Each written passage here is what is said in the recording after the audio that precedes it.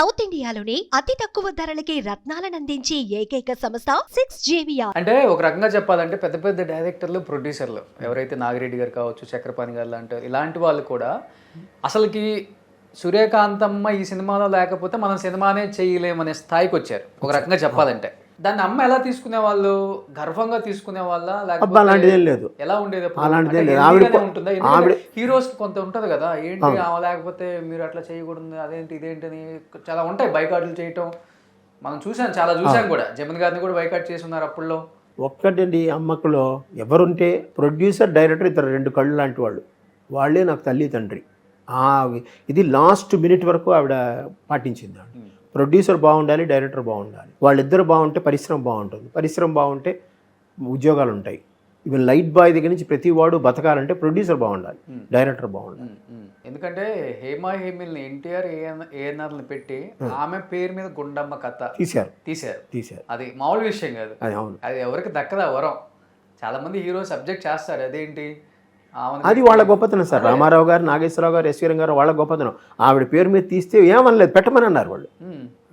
అది పైగా రామారావు గారు గుండక్క అని పిలుస్తారు, ఆ పేరు అలాగే వచ్చేసింది. వాళ్ళిద్దరు అక్క అక్క అని పిలుస్తారు, గుండక్క అని పిలిచారు వాడిని.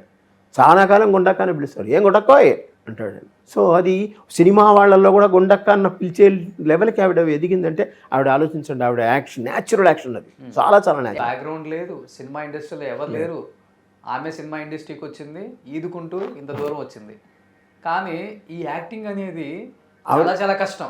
మనం చెప్పలేదు సార్. బాగున్న యాక్టర్స్, ఎస్వి రంగారావు గారిని తీసుకోండి, అమ్మని తీసుకోండి, వీళ్ళందరూ బాగున్న యాక్టర్స్. వాళ్ళకి ఇప్పుడు నాకు తెలిసి రీప్లేస్మెంట్ లేదు. అసలు చేతులు తిప్పటం, అబ్బే అసలు సడన్గా చెయ్యి ఎలా వెళ్తుంది సార్ నడు మీద, సడన్గా ఎడం చెయ్యి లేవడం, ఆ కళ్ళు మార్చడం. మీరు చెప్పారంటే మీరు కోపంగా ఒక కళ్ళు పెట్టినా కాదని పక్కన ఎవరైనా చెప్పారు, అలాగాని మళ్ళీ సాఫ్ట్ అయిపోవడం, తక్కువని మారిపోతుంది ఫీలింగ్. ఆవిడ మార్చినట్టుగా నాకు తెలిసి ఇంతవరకు ఎవరో మార్చలేదు. ఎలాంటి సినిమాలు తీసేమన్నది కాదు, మనం ఈ భూమి మీద లేకపోయినా కానీ నిలబడింది. కీర్తిశేషులు ఉన్నదానికి సరి అయిన నిర్వచనం మా అమ్మ. ఎక్కువ ఫ్రెండ్లీగా ఉంటారా మిగతా ఆర్టిస్టులు అందరితో? ఎందుకంటే చాలా మందిని అడిగినా కానీ ఇంటర్వ్యూలలో చెప్తారు, సూర్యకాంతం గారు ఇంటి దగ్గర నుంచి కుంభాలు తీసుకొస్తారు భోజనాలు, ఆమె వండు క్యారేజ్, ఆవిడ తీసుకెళ్లే క్యారేజ్ 5 గిన్నెల క్యారేజ్, ఆ దాంట్లో తీసుకెళ్తుంది అనమాట. అందరికీ పెడుతుంది, ఇంక్లూడింగ్ లైట్ బాయ్ అవనండి, ఆఫీస్ బాయ్ అవనండి, ఎవరైనా సరే ప్రతి వాళ్ళకి పెడుతుంది ఎంతో కొంత. ఈవిడ దగ్గర వచ్చిందంటే ఏం తెచ్చారని అడుగుతారు వాళ్ళు. హీరోలు కూడా అందరూ చెట్ల కింద కూర్చోవడమే కదా సార్. ఎవరు వచ్చినా షెడ్లో అయిపోయిన బయటకు వచ్చి చెట్ల కింద కూర్చునేవారు. ఇలాగ ఇప్పట్లో అలా క్యారవాన్లు అవి లేవు కదా, అందరు కలిసి అక్కడే కూర్చునేవారు, తినేవాళ్ళం. తర్వాత వచ్చి అందరూ ప్యాక్ ఆడుకోవడం, లేదంటే ఏదో గాసిప్స్ ఏవో ఉంటాయి జనరల్గా. సో గుంపులుగా అందరూ కుమ్మిడిగా ఉండడం అనేది మరి ఈ కాలంలో ఎవరికి నేను చూడలేదు. ఆమె వండుతారా? ఆవిడే. ఎప్పుడు లేస్తారు సార్ అసలు? పొద్దున్న 4కి. ఇప్పుడు నేను అలాగే చేస్తాను, 4 గంటలు లేచిపోతాం. తను 5 o'clock స్నానం చేస్తుంది. కొంచెం ఇప్పుడు హాఫ్ లేట్, నేను 6:30 7 గంటలకు చేస్తాను. నేను 5కి చేసేవాడిని. మాకు అలవాటు అయిపోయింది చిన్నప్పటి నుంచి. మనం పడుకోమంటే మేము పడుకోలేము, తర్వాత పడుకుంటాం. అమ్మకు కూడా ఏంటంటే అన్ని పనులు అయిపోయి పూజ అంతా అయిపోయిన తర్వాత ఏమి షూటింగ్ లేకపోతే ఇంట్లో కాసేపు రెస్ట్ తీసుకుంటుంది, అలా ఈజీ చైర్లో అలా వాగి వంట చేసుకొని ఇంకా లొకేషన్కి వెళ్తారు అంతే. పొద్దున పడింది. మాకు వంట ఆవిడ ఉంది, ఆవిడ మామూలు వంటలు చేసేది, ఇంట్లో అందరికీ కావాల్సిన వంటలు. ఎవరికైనా స్పెషల్ ఐటమ్ అయితే ఈవిడే. ఒక కూర చేయాలన్నా, ఒక పులిహార చేయాలన్నా, ఒక దద్దోజనం చేయాలన్నా, ఏదైనా సరే ఈవిడే చేయాలి.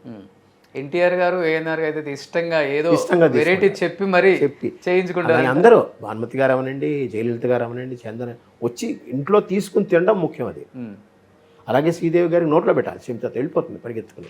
గెట్ టుగెదర్స్ ఎక్కువ సార్ అప్పుడు. చాలా. మా ఎదురు సందులో, మా ఇంటికి ఎదురుకుండా సందు ఉంది, ఆ సందులోనే భారతి గారు ఉండేవారు. ఇక్కడికి మా ఇంటికి ఎదురుండా కనపడతారు, సెకండ్ హౌస్.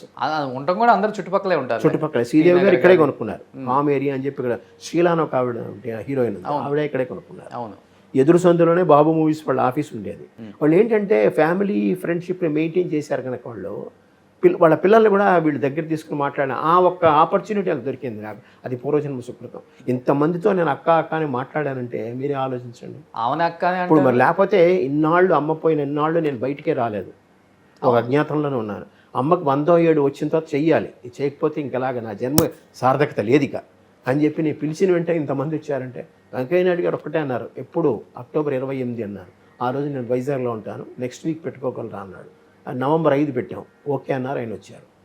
ఎవరెవరిని పిలిచాను, నాగిరెడ్డి గారు అబ్బాయి ఉన్నారు, ఆయనకి ఫోన్ చేసి ఇలా పిలిస్తే నేను వస్తాను అన్నారు. కానీ నువ్వు ఎక్కువసేపు కూర్చోలేను, నాకు ఏదో ప్రాబ్లం ఉందని అన్నారు. అలా ఎవరిని పిలిచినా వచ్చారు. అలాగే సినిమా యాక్టర్లు ఇద్దరిని పిలిచాను, రాజశ్రీ గారిని, జయచిత్ర గారిని పిలిచాను. తర్వాత విశ్వనాథ్ రెడ్డి గారు వచ్చారు, ఇంకొక ఆయన ఆదిశేషయ్య గారు వచ్చారు, అలాగే ఇండస్ట్రియల్ ఇస్తారు. అలాగే మొత్తం 13 మంది. ఇంత ఘనంగా ఎందుకు ఎదిగింది నా ముక్కు మొహం ఎవ్వడికి తెలియదు. నా పాటికి ఏదో పొట్లాలు కట్టుకుని మందులు చెప్పి చేసుకునేవాడిని, చిన్న సాధారణమైన వ్యక్తిని. అమ్మ పేరు వల్లే కదా అది. 30 ఏళ్ల తర్వాత నేను పిలిస్తే ఇంతమంది వచ్చారు. అవును. ఇప్పుడు రేపు సెప్టెంబర్ 11వ తారీఖు మనకి దీంట్లో ఉంది, వైజాగ్లో. అమ్మకి 100 years ఇప్పుడు అమ్మగారు. 100 years. 24లో పుట్టారు. Last movie SP Parasuram, Chiranjeevi గారితో. అంతకుముందు 1/2. సుమన్ టీవీలో మీ పర్సనల్ అండ్ బిజినెస్ ప్రమోషన్స్ కోసం కింది నెంబర్కి కాంటాక్ట్ చేయండి.